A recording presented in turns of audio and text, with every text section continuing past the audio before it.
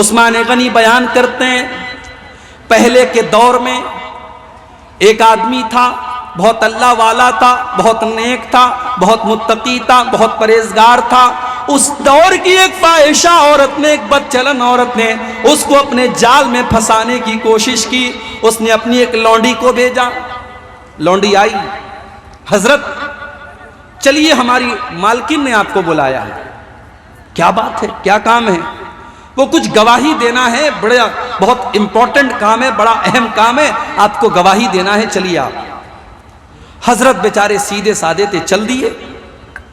اب جب حضرت پہنچے اس عورت کے گھر میں تو حدیث کے الفاظ ہیں، لونڈی جب اندر گئی دروازہ بند، اور اندر گئی دوسرا دروازہ بند، اور اندر گئی تیسرا دروازہ بند، 7 دروازوں کے اندر لے کے گئی۔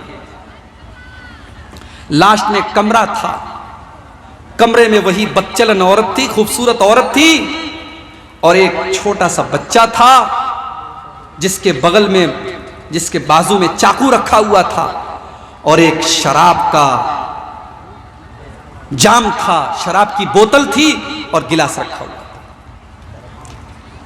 عورت نے کہا تمہیں 3 میں سے کوئی ایک کام کرنا ہے، یا تو تم میرے ساتھ زنا کرو، یا تم اس بچے کو قتل کر دو، یا تم شراب کا ایک پیالہ پی لو۔ اس نے سوچا زنا تو بہت بڑا گناہ ہے، بچے کو قتل کرنا اس سے بڑا بھی گناہ ہے، اس سے آسان کام یہ ہے کہ میں شراب پی لیتا ہوں۔ غور سے سننا میرے وہ بھائیوں جو زندگی میں کبھی شراب کے قریب گئے ہو، بڑے درد کے ساتھ یہ واقعہ بیان کر رہا ہوں۔ عثمان غنی رضی اللہ تعالیٰ عنہ کہتے ہیں اس انسان نے سوچا کہ شراب پینا یہ ہلکا کام ہے، چلو میں شراب پی لیتا ہوں۔ اس نے شراب کا ایک پیالہ اٹھایا، اس نے شراب کو پیا، شراب پینے کے بعد اس کو اور طلب محسوس ہوئی، اس نے کہا ایک اور پیالہ پلاؤ، اس نے ایک اور پیالہ پیا، یہاں تک کہ شراب کو ختم کر دیا، اور جب نشے میں ہو گیا اس نے اس عورت کے ساتھ زنا بھی کیا اور اس بچے کو قتل بھی کر دیا۔ عثمان غنی کہتے ہیں لوگوں، شراب کی لت اور ایمان ایک دل میں اکٹھا نہیں رہ سکتے، اگر شراب کی لت لگ جائے تو ایمان نکل جاتا ہے، اور ایمان ہے تو شراب کی لت نکل جاتی ہے۔ یہاں اس مجلس میں اگر کوئی ہمارا بھائی بیٹھا ہو جس کو اللہ نے اس بری عادت میں وہ مبتلا ہو گیا ہو، تو میں اللہ سے دل کے ساتھ، اور تہجد کا یہ ٹائم ہے، رات کا ٹائم ہے، میں دعا کرتا ہوں اللہ اس کو اس گندی عادت سے بچا لے۔ میرے بھائیوں، یہ وہ عادت ہے جس کو اللہ کے پیارے نبی نے فرمایا ام الخبائث، تمام برائیوں کی جڑ ہے، تمام گندگیوں کی ماں ہے، اور آپ نے اگر جوانی کے دور میں شراب پی ہے تو آپ کو اس جوانی کا حساب دینا ہے کل قیامت کے دن۔ اللہ کے پیارے نبی کہتے ہیں قیامت کے دن دوسرا سوال کیا جائے گا، وَعَن شَبَابِهِ فِيمَا أَبْلَىٰ، تو نے اپنی جوانی کو کہاں گزارا؟ تیسرا سوال، وَعَن مَالِهِ مِنْ أَيْنَ اكْتَسَبَهُ، تو نے مال کہاں سے کمایا؟ تو بیاج کا کام کرتا تھا، تو جوا کھیلتا تھا، تو لوٹری کھیلتا تھا، تو حرام طریقے سے پیسہ کماتا تھا، یا بزنس کر کے حلال طریقے سے پیسہ کماتا تھا؟ تو اچھا مکان بنا لے، تو بہترین گھر بنا لے، تو کروڑوں کی گاڑی خرید لے، اسلام کو کوئی اعتراض نہیں ہے، اللہ اور اس کے رسول کو کوئی اعتراض نہیں ہے، لیکن تو نے حرام کی کمائی کا ایک پیسہ بھی اگر اپنے گھر میں تو لے کر کے آیا تو اللہ کو حساب دینا پڑے گا، من این اکتسبہ، تو نے مال کہاں سے کمایا؟ آج یہ مسئلہ بھی ہمارے نوجوان کے ساتھ، 10,000 کا موبائل اس کے پاس ہے، اب اس کے دوست نے آئی فون خرید لیا، 1 لاکھ 1.5 لاکھ روپے کا آئی فون خرید لیا۔ ایک صاحب مجھ سے کہنے لگے، ارے شیخ صاحب آپ اتنے بڑے مقرر ہیں، جلسوں میں جاتے ہیں، آپ کو تو آئی فون لینا چاہیے۔ میں نے کہا بھائی صاحب موبائل اتنا ہی مہنگا لو کہ کبھی کھو جائے تو ہارٹ اٹیک نہ ہو۔ آئی فون اگر کسی کے پاس ہے اور اللہ نہ کرے کبھی چوری ہو جائے تو بیچارہ، ہم لوگوں کا موبائل اگر کھو جائے تو چلو 10,000 گیا، اور آئی فون چلا گیا تو 1 لاکھ 1.5 لاکھ چلا گیا۔ میں نے کہا اتنا بڑا رسک میں نہیں لے سکتا۔ تو آئی فون اب دوست نے آئی فون خرید لیا، اب آپ کا دل دیکھ کر کے مچل رہا ہے، اب آپ نے کہا یار کیا کریں، چلو جوئے میں لگا دیتے ہیں، 10,000 روپیہ لگا دیتے، ہو سکتا ہے ہم 1 لاکھ روپیہ کما لیں اور ہم بھی آئی فون خرید لیں۔ 10,000 روپیہ آپ نے لگایا اور جوئے میں آپ ہار گئے۔ آپ کو اور اچھا جوا ایک ایسی چیز ہے، آپ نے 10,000 لگایا اور ہار گئے تو یہاں پر معاملہ رکے گا نہیں، آپ 10,000 اور لائیں گے، گھر کے سامان بیچ کر لائیں گے، بیوی کا زیور بیچ کر کے لائیں گے، گھر کی ضروری چیزیں بیچ کر کے۔ جوئے کی لت ایک ایسی لت ہوتی ہے کہ جیسے جیسے آپ آگے بڑھیں گے وہ دلدل کی طرح اس میں دھستے چلے جائیں گے۔ میرے پیارے ساتھیوں، اس کمائی کا حساب بھی اللہ کے آپ کو دینا پڑے گا۔ وَعَنْ مَالِهِ مِنْ أَيْنَ اكْتَسَبَهُ، مال آپ نے کہاں سے کمایا؟ اور چوتھا سوال وَفِيمَا أَنفَقَهُ، مال آپ نے کہاں خرچ کیا؟ اور پانچواں سوال ہوگا وَمَاذَا عَمِلَ فِيمَا عَلِمَ، میرے بندے تو نے جو معلومات حاصل کی، تو نے جو علم حاصل کیا، جلسہ چل رہا تھا، بڑے بڑے علماء تقریر کرنے آئے تھے، رات کو 3 بجے تک تو نے تقریریں سنی تھی، تو نے اس تقریر کے اوپر کتنا عمل کیا تھا؟ تو نے جو علم حاصل کیا اس علم کے اوپر تو نے عمل کتنا کیا؟ اس کا بھی تجھ کو حساب اللہ کیا دینا پڑے گا۔ اسی لیے ہمارے بہت سارے بھائی کہتے ہیں صاحب ہم جلسے میں نہیں جائیں گے، ہم دین کا علم سیکھیں گے ہی نہیں، جتنا سیکھیں گے اتنا حساب دینا پڑے گا۔ میرے بھائیوں، یہ دوسری گمراہی ہے۔ علم دین سیکھنا فرض ہے آپ کے اوپر۔ اللہ کے آپ یہ کہہ کر کے نہیں بچ سکتے کہ ہم تو سیمانچل میں پیدا ہوئے تھے، کٹیہار میں پیدا ہوئے تھے، ہمارے علاقے میں بڑے چھوٹے چھوٹے مدرسے تھے، بہت بڑا ادارہ نہیں تھا، ہم زیادہ تعلیم حاصل نہیں کر پائے۔ دین کا جو بیسک علم ہے، دین کا جو ضروری علم ہے، وہ کٹیہار اور سیمانچل کے مسلمان سے بھی پوچھا جائے گا اور یو پی کے مسلمان سے بھی پوچھا جائے گا، اور دنیا کے ہر مسلمان سے اور ہر مومن کو قبر کے اندر سوال کا جواب دینا پڑے گا۔ تیرا رب کون ہے، تیرا دین کیا ہے، اور تیرے نبی کون ہے؟ ان 3 سوالوں کا جواب ہم سب کو دینا ہے میرے پیارے صاحب۔ اب آ جائیے سورہ عصر کی طرف۔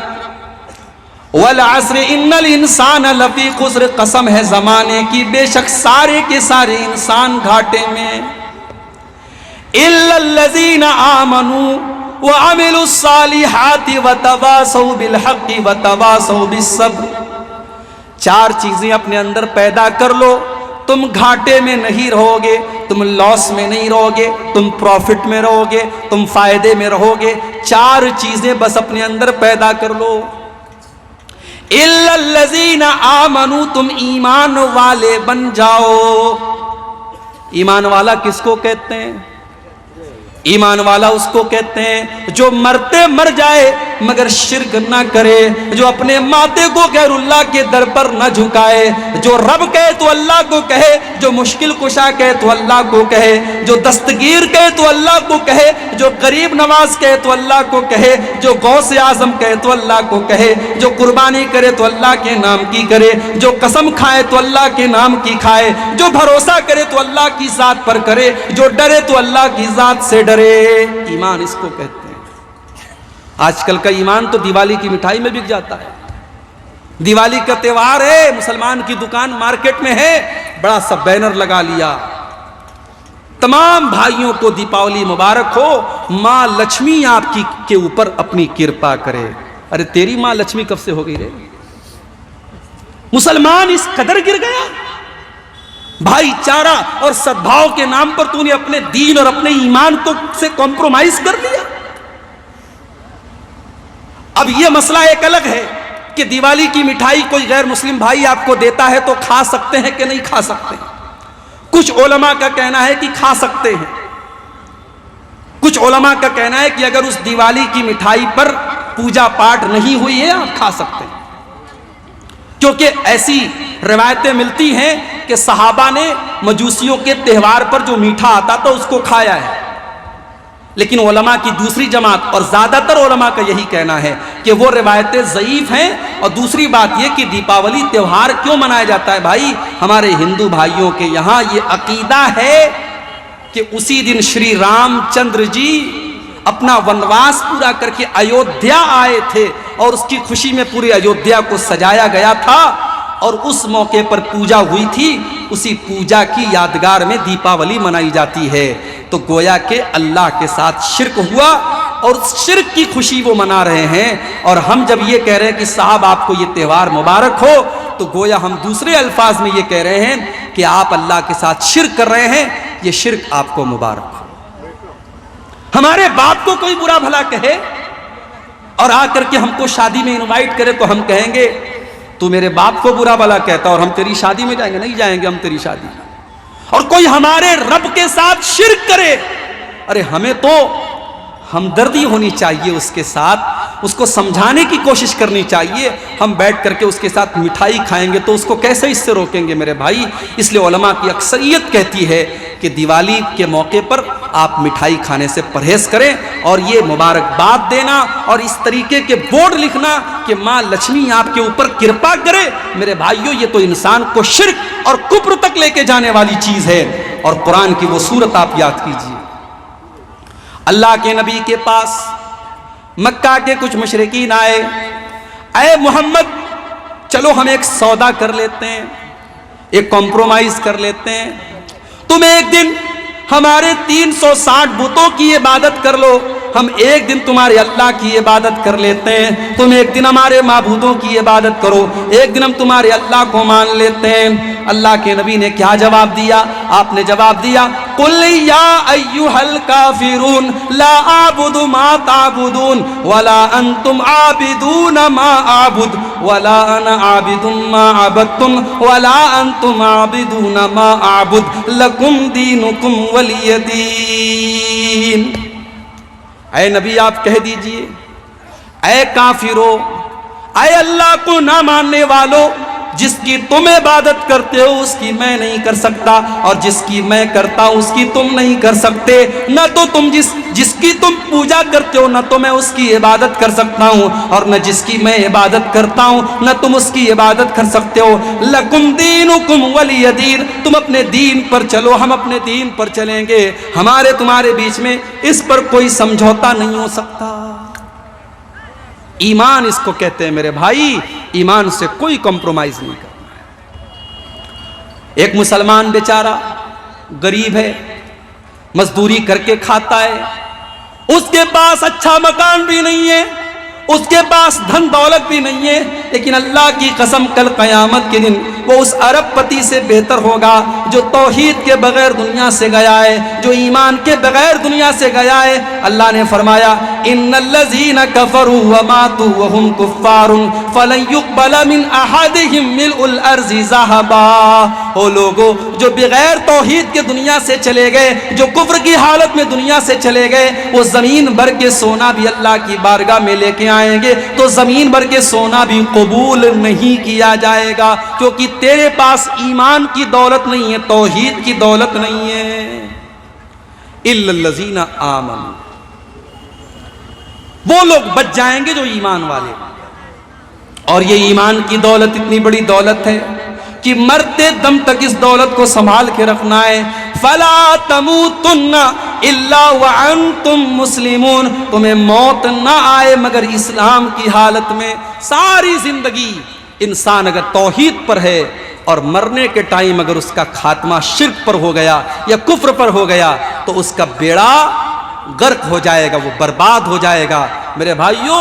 اس لیے اللہ نے کہا وَلَا تَمُوتُنَّ إِلَّا وَأَنْتُمْ مُسْلِمُونَ، تمہیں موت نہ آئے مگر اسلام کی حالت میں، تمہیں مرتے دم تک اپنی توحید کی حفاظت کر۔ بچے کو نظر لگ گئی، عورتوں نے کاجل کا ٹیکا لگا دیا،